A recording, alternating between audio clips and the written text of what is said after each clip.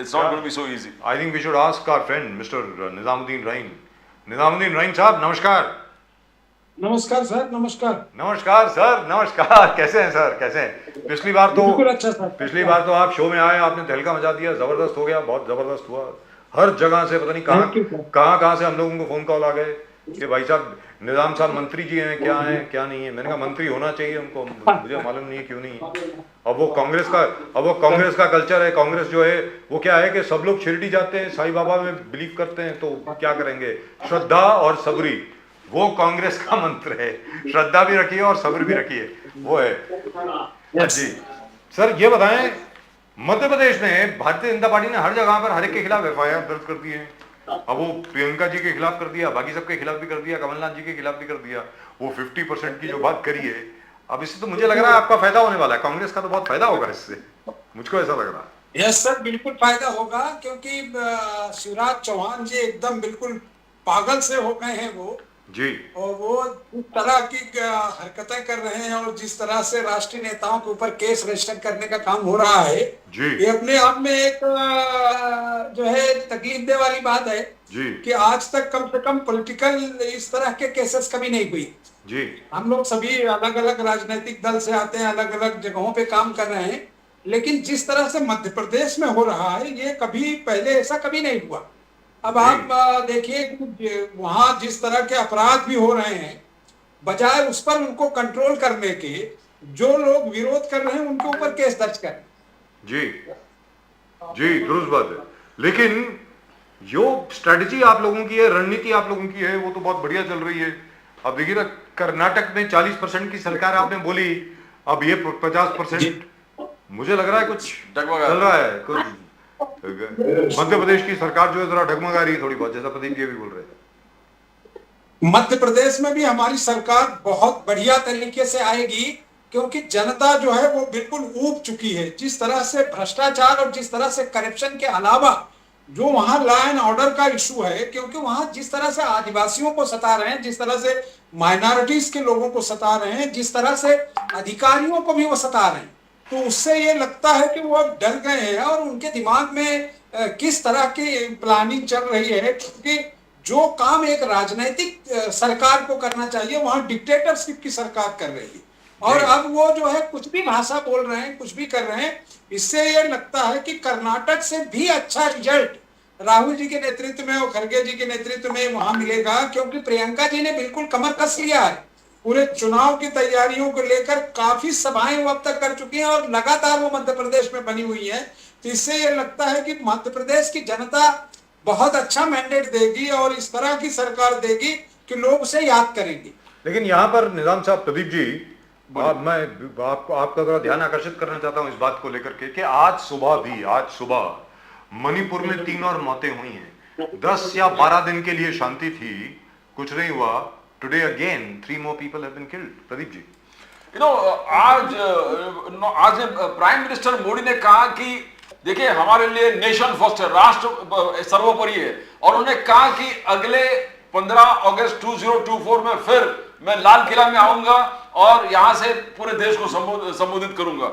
और आगे जाके कहा कि जब तक मैं रहूंगा आई विल एलिमिनेट, खात्मा करूंगा परिवारवाद, तुष्टीकरण, भ्रष्टाचार, टोटल एलिमिनेशन. मोदी जी ने कसम खाया है. और आगे जाके वो कहते हैं कि देखो 9 साल हमारा बेमिसाल रहा, हमारे काल में 9 साल में भारत नाम गारंटी के साथ लेते हैं. भारत बोला तो गारंटी है, हमने उस प्रोडक्ट का ब्रांड बना दिया गारंटी, यानी इस तरफ. और फिर आगे जाके उन्होंने पूरे गिनाए कि 60 साल में कांग्रेस ने सिर्फ 3 करोड़ घर बनाए थे, 3.26 करोड़ बनाए थे. आज पूरे बीजेपी में 3 करोड़ के ऊपर गरीबों के लिए घर बनाए और फिर पूरे स्कीम्स सुना दिए, एयरपोर्ट डबल, हाईवे डबल. तो इस चीज को मोदी साहब ने ऑलरेडी घोषणा कर दिया कि वो प्राइम मिनिस्टर है. मई 2024 में उन्हीं को वही प्राइम मिनिस्टर बनेंगे, शपथ लेंगे तीसरी बार. तो आपका कैंपेन का हिट हो गया है रियान साहब, निजामुद्दीन जी. देखिए हमारा कैंपेन जो है वो जनता के हित का है और राहुल गांधी के नेतृत्व में हमारी कैंपेन बहुत बेहतर तरीके से हर जगह शुरू हो चुकी है. जहां जहां प्रदेश में चुनाव आ रहे हैं वहां के लिए चुनाव समितियां और वहां के लीडरों के साथ तालमेल बनाकर काम हो रहा है. रही बात नरेंद्र मोदी जी की, तो आप सब लोग देख रहे हैं पिछले 9 वर्ष में झूठ बोलने का अगर कोई मेडल या कोई मॉडल तैयार होगा तो वो नरेंद्र मोदी के नाम से होगा, क्योंकि भारत के प्रधानमंत्री को लाल किले से जो बातें करनी चाहिए बजाय उसके बात करने को मस्खरी की बातें ज्यादा करते हैं। अभी आपने कहा कि मणिपुर में अभी भी हत्याएं हो रही हैं, आज सुबह साहब वहां तो सर आज लगातार 90-95 दिनों से चालू है। जी और मोदी जी ने अभी संसद में जब नो कॉन्फिडेंस मोशन का मुद्दा आया तो उस पर भी उन्होंने, आपने देखा कि मणिपुर पर कोई बात नहीं, 1 से 1.5 मिनट भी नहीं बात किया उन्होंने। वही बात उन्होंने लाल किले से की। पूरा देश जानना चाह रहा था कि प्रधानमंत्री लाल किले से मणिपुर पर जरूर बोले, देश में बिगड़ती लॉ एंड ऑर्डर पर बोले, देश की इकोनॉमी बर्बाद हो रही उस पर बोले, बजाय उसके उन्होंने बोलने पर वो ये अपनी पीठ थपथपाते रहे कि 9 वर्षों में मैंने बहुत कुछ कर दिया है, मैं भारत का अगला प्रधानमंत्री भी रहूंगा, झंडे भी मैं ही फहराऊंगा। तो सारा काम वो प्यून से लेके मॉडल तक का सब खुद ही करते हैं, वो दूसरे को करने नहीं देना चाहते। लेकिन आप खुद देखिए कि 9 वर्षों में देश का कर्जा 150% से ज्यादा बढ़ गया। जितना कर्ज पहले 70 वर्षों में भारत का नहीं था, आज वो 9 वर्षों में उससे ज्यादा कर्ज हो गया। और जिन जिन बातों को मोदी जी करते हैं उसका सब उल्टा हो रहा है। अगर कांग्रेस ने अपने 70 साल राजनीतिक जीवन में इस देश में इतनी चीजें नहीं बनाई होती तो आज उतनी चीजें बेचने का काम वो नहीं कर पाते। लेकिन आपने देखा कि उनके पास सिर्फ उनकी जो आईटी सेल है या उनकी जो गोदी मीडिया है वो इस बात के लिए अडिग रहती है कब झूठ को सच साबित करें। लेकिन देश का नौजवान, उसके हाथ में आज सोशल मीडिया का बड़ा प्लेटफॉर्म है, उस बड़े प्लेटफॉर्म का इस्तेमाल करके लोगों के सामने सच ला रहा है। और वो सच अब वो छिपा नहीं है, कर्नाटक में पूरा उजागर हो गया। अभी आपको एक देखा होगा आपने कि एक बहुत बड़ा भ्रष्टाचार, वो कहते हैं कि मैं भ्रष्टाचार नहीं करूंगा, किसी को खाने नहीं दूंगा, तो वो खाने नहीं देने का मुद्दा ही नहीं आता, क्योंकि भ्रष्टाचार की जो जननी है उसके 2 पात्र हैं, एक अडानी एक अंबानी, वो दोनों उनके दाएं बाएं हैं, वो खुद धृतराष्ट्र की तरह हो गए हैं। उन्होंने उन दोनों के मुंह में अपने आंख पर पट्टी बांध रखी है। और पितामह जो है ये देश हो गया है जो बिल्कुल भगीरथ की तरह उज्जवल और स्वच्छ होना चाहिए था, बजाय वो स्वच्छ होने के आज ऐसे हालात में पहुंच गया है कि उसका कोई डिस्क्रिप्शन नहीं कर सकता। लेकिन मैं आपको दावे से कह सकता हूं कि देश का हर तबका, चाहे वो नौजवानों का हो, चाहे महिलाओं का हो, चाहे कारोबारियों का हो, चाहे सर्विस वालों का हो, आज सब बर्बादी के कगार पर पहुंच गए हैं। भारत की इकोनॉमी का यह हाल है कि वो बांग्लादेश से पिछड़ रहा है, सर बांग्लादेश से भी पिछड़ रहा है। और डेवलपमेंट और करप्शन की बात, अभी एक समृद्धि और दूसरा जो रोड उन्होंने बनाया जो 18 करोड़ से 24 करोड़ पर किलोमीटर था, वो 250 करोड़ पर किलोमीटर जा रहा है। ये कह रही है जो सरकार की अपनी एजेंसी है। यानी भ्रष्टाचार का इतना बड़ा ड्रामा देश ने कभी नहीं देखा जितना मोदी के दौर में हो रहा है। लेकिन मीडिया का एक तबका और उनके जो अंधभक्त हैं वो दोनों मिलकर देश में निजामुद्दीन जी, ये इंडियन नेशनल कांग्रेस ने जिस प्रकार से कहा, आज जिस प्रकार से उन्होंने कैंपेन चलाया कि 130 दिन राहुल गांधी जी लास्ट भारत जोड़ो यात्रा में कन्याकुमारी समुद्र से लेके बर्फीले कश्मीर तक लगातार गया, प्यार और मोहब्बत के दुकान और संदेश पूरे देश में दिए। कहा उन्होंने आपका यह भी कहना सच है कि 62% non BJP non Modi votes हमारे साथ है ये प्लेटफॉर्म, और ये इक्वेशन बहुत जबरदस्त है। अगर 62% एक होता है तो 38% तो उड़ ही जाता है, बन जाएगा। मगर आज जिस प्रकार से केसीआर मैं आपको 2 मिनट, केसीआर की बेटी जिस प्रकार से कहा कि कांग्रेस का कौन सा गरीबी हटाओ, कांग्रेस गरीबी हटाओ नहीं, गरीबों को हटा दिया, वो कैंपेन एक फ्लॉप कैंपेन था कांग्रेस का। तो ये भी एक घटक दल है आपका, मींस आपके साथ जो 62% में आता है, केसीआर, वाईएसआर, अगर ये गरीब आप ही का आलोचना कर रहे हैं, तो कैसे होगा ये? सर अगर कांग्रेस का कैंपेन कमजोर रहता तो आपने देखा कि लाखों लोग राहुल गांधी के पीछे रोड पर उतर कर चलते रहे, चाहे वो भयानक सर्दी थी, भयानक बर्फबारी थी, उसके बावजूद भी देश की जनता राहुल गांधी के साथ चलने से रुकी नहीं। उसके तुरंत बाद चुनाव आया और चुनाव में आपने उसका रिजल्ट देख लिया कि जनता किसके साथ है। रही बात तेलंगाना की, मैं आपको दावे से कह रहा हूं कि इस बार कांग्रेस तेलंगाना में भी इनको साफ करेगी, क्योंकि तेलंगाना के जो मुद्दे हैं वो आम जनता वहां के, आपने देखा होगा कि वो लोग सभी व्यथित हैं। आज भारत के प्रधानमंत्री जिस तरह की प्लानिंग करना चाहते हैं, वो डिवाइड और बांटने वाला काम करना चाहते हैं। अब उनके पास कोई हथियार नहीं बचा है, तो वो दूसरों पर मारपीट करने, दंगा भड़काने, लोगों को एक दूसरे की कम्युनिटीज में फूट डालने, इस तरह के आज काम कर रहे हैं। आज पूरा देश देख रहा है कि सुप्रीम कोर्ट ऑफ इंडिया के जज जो हैं किस तरह की टिप्पणियां सरकार पर कर रहे हैं, किस तरह की उनकी जो एजेंसीज हैं उस पर कर रहे हैं। इलेक्शन कमीशन को तोड़ने का काम किया जा रहा है। पहले चीफ जस्टिस ऑफ इंडिया उस कमेटी में होते थे, अभी उनको हटाने का काम हो रहा है। यानी ये जो डिस्ट्रॉय कर रहे हैं सरकारी संवैधानिक एजेंसियों का, उससे बड़ा दुरुपयोग कुछ नहीं होगा।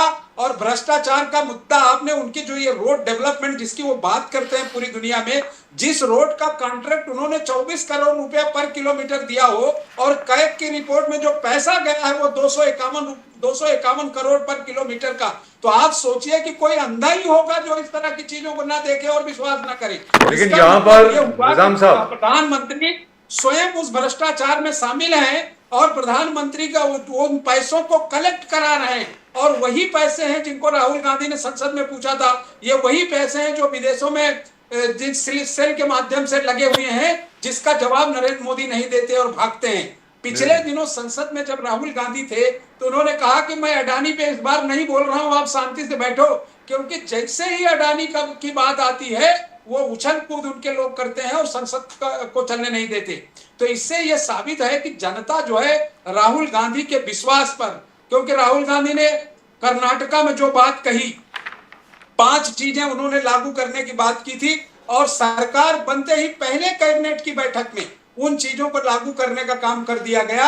और वो विश्वास जनता देखती है कि आप कांग्रेस यहाँ पर ये कहती है कि एक तो कर्नाटक में आपने जो वादे किए थे, आप वादे पूरे नहीं कर पा रहे हैं, क्योंकि आपने यहाँ तक ये कह दिया है, हो रहे हैं वहां महिलाओं को बस में फ्री कर दिया, इलेक्ट्रिसिटी का मुद्दा हल कर दिया, और ये झूठ बात करने का इनके पास एक बेहतरीन नुस्खा है। और जहां तक द्वारका की मीडिया और आईटी सेल, इनका द्वारका की सड़क का प्रश्न है, जमीन पे हकीकत नहीं है। निजाम साहब आप मेरे ऊपर क्यों बोल रहे हैं, मुझे ये समझ में नहीं आ रहा। ये हमारा वो वाला चैनल नहीं है। आपको जो बोलना हो बोलिए, आप मुझे बोलने तो दीजिए, मैं आपको बोलने से नहीं रोकूंगा सर। यहां पर कोई किसी को रोकता नहीं है बोलने से, तो आप टेंशन ना लें। मैं आप सवाल सुन लें। अभी अभी कांग्रेस के प्रवक्ता आए थे, उन्होंने 2 चीजें कही। एक कहा, बीजेपी के आए थे, आप कांग्रेस के हैं, माफ कीजिएगा। उन्होंने कहा कि कर्नाटक में ये कांग्रेस सरकार ने यह भी अनाउंसमेंट कर दी है कि अगले 1 साल में कोई और डेवलपमेंट प्रोजेक्ट नहीं होगा, क्योंकि हमारे पास पैसे नहीं है भाई। दूसरा, जो वादे किए गए थे वो हम निभा नहीं पाएंगे, क्योंकि अभी तक हम पैसे इकट्ठे कर रहे हैं। नंबर 2। नंबर 3, जो कंट्रोलर एंड ऑडिटर जनरल की जो रिपोर्ट है द्वारका के ऊपर, उन्होंने कहा कि जो 18 करोड़ की बात हुई थी, जो 24 करोड़ तक गया, वो इसलिए हुई थी कि सीधी रोड थी। ये जो रोड आखिर में बनी वो एलिवेटेड रोड बनी। एलिवेटेड रोड बनी, वहां पे 2 के 3 वहां पे टनल्स बनी, ब्रिजेस बने, जिसकी वजह से जो खर्चा आया वो 250 करोड़ के करीब आया। अब आप बोलिए सर, आप खुद सोचिए कि जो 18 करोड़ में एक रोड बन रही है, और उसके बाद उसमें कोई हीरा मोती आप नहीं लगाने वाले हैं। 18 का अगर एलिवेटेड रोड बन रहा है, ब्रिज बन रहा है, तो 18 का 36 हो सकता है, 18 का 50 हो सकता है, लेकिन 251 करोड़ किसको बोलते हैं सर? आज आम आदमी जो इस देश का इकोनॉमिस्ट है, या इस देश पर जो आदमी रिसर्च कर रहा है, जो सरकार के कामों पर निगाह रखता है, आप उसे पूछेंगे तो वो हंसता है। और इनकी मीडिया और इनके जो लोग हैं, जिसको आप सभी लोग और मुंबई और देश के लोग गोदी मीडिया के नाम से जानते हैं, या झूठ फैलाने वाला इनका जो देश में आईटी सेल का जो इनका डिपार्टमेंट है, जो लोगों के मनों में गलत बात भरता है, ये बिल्कुल ओपन हो चुके हैं सर। इनके पास बचाव का दूसरा साधन नहीं है। ये कैग इनको खुद इनको नंगा करेगी, आगे जाके सुप्रीम कोर्ट में इनको फंसना है। जैसे आज सुप्रीम कोर्ट के जस्टिस जिन चीजों पे मुद्दों पर बात कर रहे हैं और वो खुलेआम कर रहे हैं, आपने अभी मणिपुर का भी आपने जिक्र किया कि जब तक सुप्रीम कोर्ट का डंडा इनके ऊपर नहीं पड़ा, तब तक ये सुप्रीम कोर्ट के किसी विषय में बात करने को तैयार नहीं थे। और उसके बाद संसद में इन्होंने नो कॉन्फिडेंस मोशन के दौरान 1 से आधा मिनट भी इन्होंने उस पर कोई चर्चा नहीं की, और हंसी ठिठोली करते रहे, लोगों का मजाक उड़ाते रहे, और अलग अलग चीजों पर वो बात करते रहे। तो इससे ये साबित होता है कि ये जो है बिल्कुल नहीं काम करना चाहते।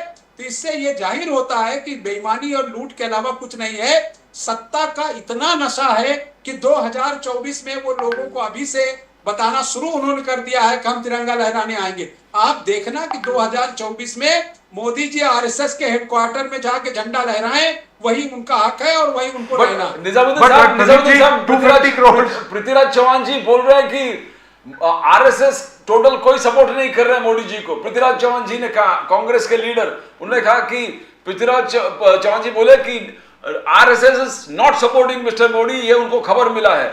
मगर बीजेपी का कहना है कि देखो आरएसएस का एजेंडा क्या था, आर्टिकल 370 वो मोदी जी ने हासिल कर दिया, राम मंदिर मोदी जी ने हासिल कर दिया, अब यूनिफॉर्म सिविल कोड है वो भी हासिल कर देंगे। तो आरएसएस का एजेंडा, तो पृथ्वीराज चौहान जी को कहां से निजामुद्दीन जी ये खबर मिले। बट एक चीज मानना पड़ेगा निजामुद्दीन जी कि कांग्रेस का जो स्टेट गवर्नमेंट है जबरदस्त काम कर रहा है, चाहे वो कर्नाटक हो, हिमाचल प्रदेश, छत्तीसगढ़, राजस्थान, जबरदस्त काम कर, यानी स्टेट गवर्नमेंट को कोई हाथ नहीं पकड़ रहा। और आपने इश्यूज भी जबरदस्त उठा रहे, आपने 40% कमीशन बोले, कर्नाटक हार गए, लोगों ने रिजेक्ट कर दिया बीजेपी को। अभी आप मध्य प्रदेश में बोल रहे हैं कि 50% कमीशन सरकार है, मगर आप पे केसेस लागू कर दिया है, बोले आप झूठ बोल रहे हैं। निजामुद्दीन जी, क्या आप झूठ बोल रहे हैं मध्य प्रदेश में? देखिए, अगर सच ये है कि आज मध्य प्रदेश की जनता इनसे त्रस्त है और मामा की जो सरकार है वो बगैर कमीशन का किसी को सुनती नहीं है। और आपने देखा कि झूठ के ये पुलिंदा है। पिछले दिनों जब वो आदिवासी उस आदमी के ऊपर जाकर इनके विधायक इनके बच्चे ने पेशाब किया तो उन्होंने 5 मिनट, 1 मिनट, 2 मिनट ऐसा बहाना करते रहे और घंटे भर बाद जाके उसका पांव धोकर माफी मांग रहे हैं, जबकि वो आदमी नहीं था जिसके ऊपर ये अपराध हुआ। और अपराध की घटनाओं का ये हाल है। अभी आपने देखा एक छोटी सी बच्ची का बलात्कार हुआ और जितना इन्वॉल्वमेंट है वो सब बीजेपी के लोगों का इन्वॉल्वमेंट है। तो ये बहाने करना, जैसे कर्नाटक की जनता ने पहचाना और उनकी 40% वाली कमीशन नीति पर उनको कुर्सी से उतार फेंका, वैसे मध्य प्रदेश की जनता इनको 50% कमीशन के तहत उतार कर फेंक देगी। अगर इनमें चैलेंज होता तो ये जनता के सामने प्रूफ लेके आते। ये डराने का काम कर रहे हैं कि प्रियंका गांधी पर 50 मुकदमे कर दूंगा, तो वो नहीं आएंगे। आपने खुद देखा कि राहुल गांधी, ईडी ने 50 घंटे लगातार ईडी हेडक्वार्टर में उनसे बात किया है, उसके बावजूद भी क्या राहुल गांधी टस से मस हुए? वैसे ही प्रियंका गांधी है, एक ही परिवार का खून है, वो कभी बदलेगा नहीं।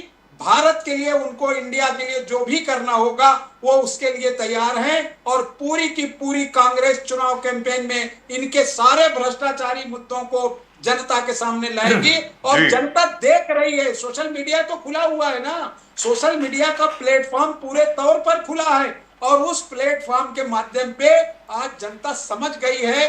पिछले दिनों रजत शर्मा ने एक कैंपेन चलाया था कि कौन किसके पास कितने फॉलोअर्स हैं। 1 घंटे के अंदर अंदर मोदी जी पीछे हो गए, राहुल जी आगे चले गए। ये उनके लोगों की बात कर रहा हूं, अपना खुद का प्राइवेट कोई चीज नहीं कर रहे। लेकिन इसके बावजूद देश में कांग्रेस का माहौल बेहतरीन तरीके से बन रहा है। हम मध्य प्रदेश, राजस्थान, छत्तीसगढ़ और तेलंगाना हम जीतने वाले हैं और आपके ही चैनल पर आकर बढ़िया तरीके से देश की जनता को बधाई देंगे और वहां की जनता को बधाई देंगे। लेकिन निजाम साहब, सुनने में ये भी आया, आपने सोशल मीडिया की बात करी, जो हम लोगों को सुनने में आया है वो ये है कि शायद सोशल मीडिया के ऊपर भी अब अंकुश लगाने की कोशिश की जा रही है, सुनने में आया। सर, डिक्टेटर वही है ना जो जनता के जवाब न देने दे, उसका मुंह बंद करे। अगर वो सोशल मीडिया पर उन्होंने दबाव लाया और उसको बंद करने का काम करने की कोशिश की तो ये देश में एक सैलाब आएगा, एक ऐसा तूफान आएगा कि मोदी सहित इनकी पूरी बीजेपी को उसमें बहा ले जाएगा। इसलिए जनता के हितों से सरकार को नहीं टकराना चाहिए, उससे बचना चाहिए। आज जिस तरह की चीजें, जो रियल मीडिया वाले हैं, जो पत्रकार हैं, उनको भी इसी तरह के हैरान किया जा रहा है। तो जिस दिन वो जनता के हित से टकराएंगे, जनता उन्हें उठाकर फेंक देगी। इसलिए मोदी जी को और उनकी जो मंडली है उसको जो है सोशल मीडिया को जवाब दो, ईमानदारी से जवाब दो। फेक आईडी बनाकर या जो है आप लोगों को धोखा देकर बात करने से बेहतर है कि आप सच का साथ दीजिए और देश के सामने अपनी सच्चाई जी, आज डेवलपमेंट आज 370 डेवलपमेंट आर्टिकल 370 बीजेपी का सबसे बड़ा एक फ्लैगशिप है, वो लेके आगे घूम रहा है। और मगर उसको सपोर्ट करने के लिए शैला रशीद टोटली पहले बीजेपी विरोध बात करते थे, खिलाफ बोलते थे, शैला रशीद जी बोलने लगे कि कश्मीर में बहुत चेंजेस आ गए और अच्छा चेंजेस आ गए, टूरिज्म फुटफॉल बढ़ गए। दूसरा एक ब्यूरोक्रेट था जो टोटल के बीजेपी मोदी के खिलाफ थे, वो शाह फैजल थे, वो भी आकर बोलने लगे कि आर्टिकल 370 के एब्रोगेशन के बाद कश्मीर में बहुत तरक्की हो गई, फुटफॉल्स हो गए, रात को 12 बजे भी आप जाके सिनेमा देख सकते हो श्रीनगर में, ये आलम है। और हिजबुल मुजाहिदीन का आतंकवाद, वांटेड आतंकवाद, जावेद मातू भारतीय झंडा लेके, भारत का झंडा तिरंगा लेके घूम रहे, ये भी तो ये जिस प्रकार से चल रहा है, तो आपको लगता है कि ये सक्सेस ऑफ आर्टिकल 370 एक बहुत बड़ा फ्लैगशिप है मोदी जी के लिए 2024 चुनाव में, कि कश्मीर को जोड़ दिया, इंटीग्रेट कर दिया आर्टिकल हटा के? देखिए, 370 हटने से कश्मीर का अगर भविष्य बदल गया होता या कश्मीरियों के लिए कुछ बेहतर हुआ होता, तो मोदी जी और उनकी मंडली अमित शाह ये बताएं कि वहां से उजाड़े गए कश्मीरी पंडितों को उन्होंने बसाया क्या, जो वहां का सबसे बड़ा मुद्दा था, जिसकी वजह से कश्मीर का मुद्दा आया। आज जो है उन्होंने कौन से कश्मीरी पंडितों को वहां बसाया और उनको रहने की व्यवस्था किया?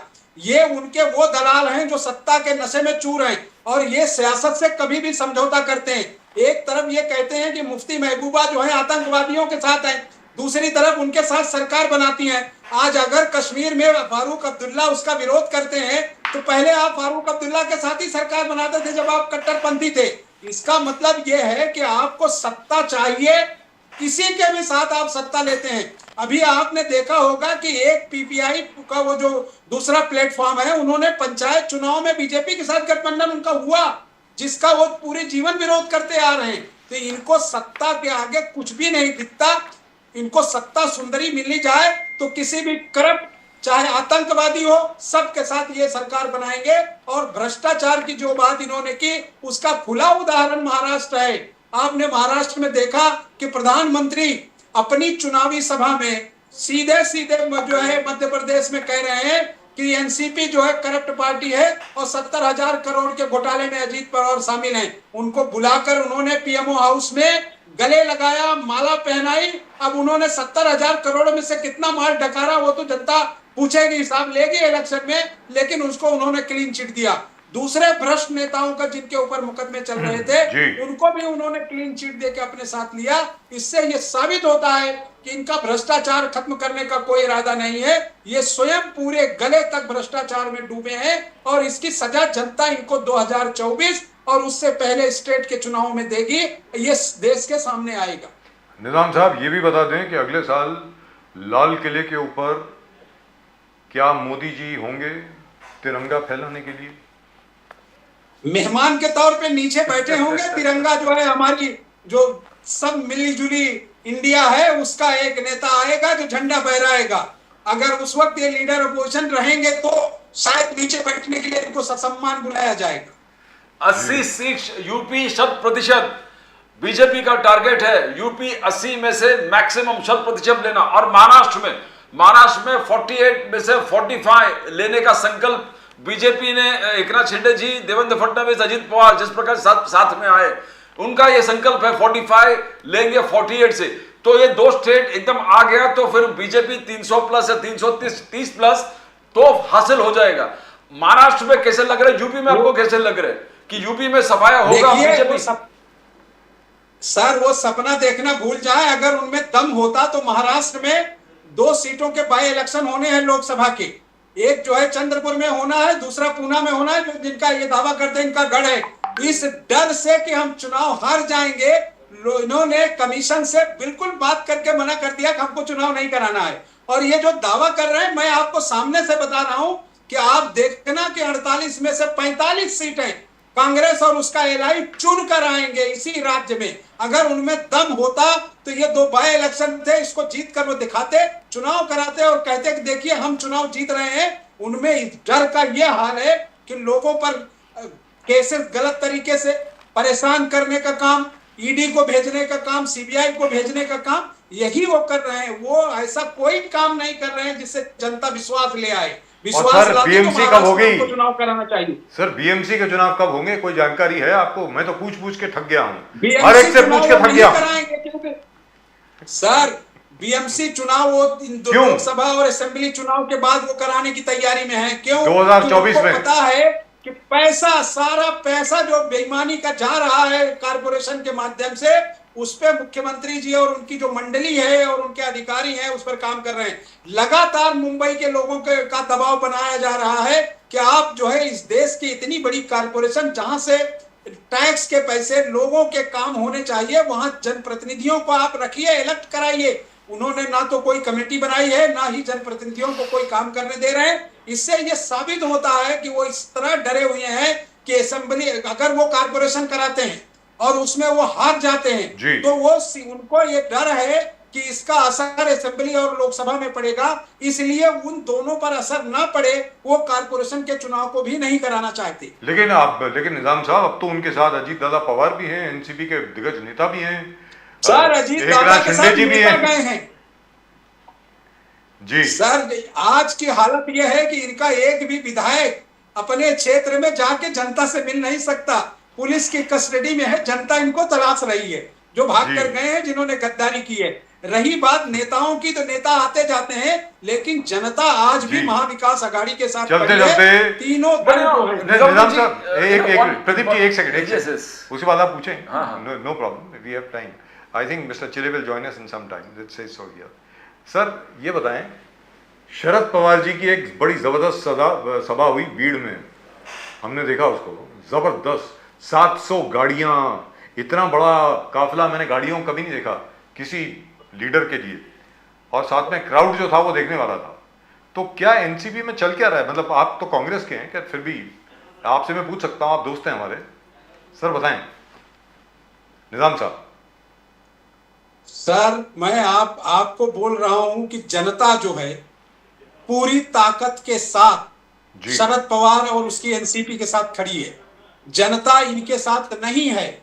और आप देखेंगे कि अभी जब ये महाविकास आघाड़ी का चुनाव आएगा, तीनों दल मजबूती से खड़े रहेंगे और इनका और गद्दारों का सफाया होगा। इस महाराष्ट्र में पहले भी हो चुका है। आपको याद होगा सर कि उदयनराजे भोसले, जिनका सिक्का चलता था सतारा और वाई में, उनको लाखों वोटों से हारना पड़ा था जब वो बीजेपी में गए थे। वही रिजल्ट यहाँ फिर होगा और उसमें इन सब का सफाया होगा, अपने आप जनता को जवाब मिल जाएगा। निजामुद्दीन जी, ये आगे जाके बजाज साहब को पूछे वही मैं, बिकॉज एकनाथ शिंदे जी कहते हैं कि 210 288 से 210 हमारे पास सुपर मेजोरिटी है आज के तारीख में सुपर मेजोरिटी है सर। तो और महाराष्ट्र और यूपी दोनों की जरा आप विश्लेषण कीजिए। यूपी में जो टारगेट है, जो मेजोरिटी है वो चुनकर नहीं आए थे, ये मेजोरिटी तोड़कर लाई गई है और कोई गारंटी नहीं कि जो लोग गए हैं वो चुनाव जीतेंगे। आपने तोड़कर लाई गई सरकारों में से आपने देखा कि पिछले चुनाव में वो सारे विधायक चुनाव हार गए, मुश्किल से 2-3 जीत कर आए। इसलिए ये दावा करना ये तो गुंडागर्दी है एक तरह से। आपने जबरन सत्ता हथियार करने के लिए लोगों के पीछे ईडी लगाकर इनके दलों को तोड़कर आप ले गए और उससे आपने बहुमत टिका के रखा है। चूंकि विधानसभा अध्यक्ष आपका है, उनको डर है, अभी तक वो निर्णय नहीं दे सके सुप्रीम कोर्ट के आदेश के बावजूद। अगर वो निर्णय आज अगर दे दें और ईमानदारी से निर्णय देंगे तो सिंधे गुट के 16 विधायक ऑलरेडी डिस्क्वालीफाई हो जाएंगे, सरकार गिर जाए। इसी डर के मारे उन्होंने जो है अजीत दादा पवार को उनका डर दिखाकर कि आपके ऊपर बैंक का घोटाला है, जल संपदा का घोटाला है, नहरों का घोटाला है, डैम का घोटाला है, ये सारी चीजों में मैं आपको जेल भेजूंगा, अगर आपको जेल नहीं जाना है तो हमारे साथ आ जाइए। उनको उन्होंने जबरन ले जाके अपनी सरकार बना ली है और इसी डर के मारे, क्योंकि सिंधे साहब का भविष्य भी क्लियर हो चुका है, किसी दिन भी झोला लेके उनको थाने आ जाना है और उसके बाद आप स्वयं देखेंगे कि महाराष्ट्र की नई राजनीति में क्या उद्गर हो। और वहां यूपी में जो हम लोग बोल रहे थे, बाबा बुलडोजर लेके इतना पूरे एक जिले में जिस प्रकार से हावी हुए, राम मंदिर को लेके हावी हुए, अगर कृष्ण जन्मस्थान और काशी विश्वनाथ को लेके हावी हो गए, तो कैसे? काशी विश्वनाथ अगर आप इधर अगर गए हो 2-5 सालों में, तो जो उन्होंने बाबा विश्वनाथ के लिए कॉरिडोर बनाया है, उन्होंने 500 से ज्यादा मंदिरों को तोड़ा और उनके धर्म को नुकसान पहुंचाया। वहां की जनता इंतजार कर रही है कि हमारे देवताओं के साथ किस तरह का अभद्र व्यवहार हुआ है कि एक कॉरिडोर बनाने के लिए जिसका आप मैपिंग कर रहे हैं, उसके लिए कितनी मंदिरों को आपने धराशायी किया, कितने लोगों की आस्था से आपने खेला है। तो डेवलपमेंट के नाम पर जो कुछ वो वहां हो रहा है, ये सिर्फ एक ड्रामा है और बुलडोजर के डर के मारे उन लोगों को आप बर्बाद कर रहे हैं जो बेचारे बात नहीं कर सकते।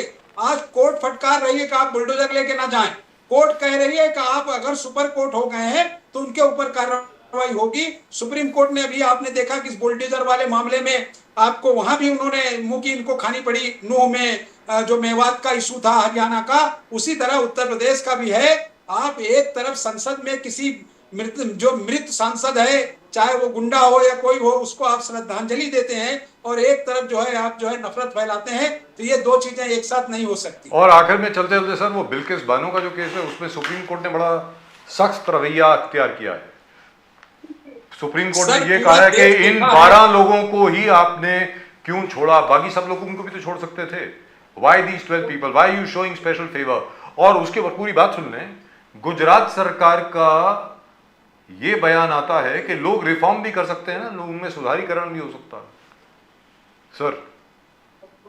सर आपने देखा होगा कि गुजरात में जिस दहशत में आज वहां लोग जी रहे हैं, वो 2002 से लेकर आज तक वही चल रहा है।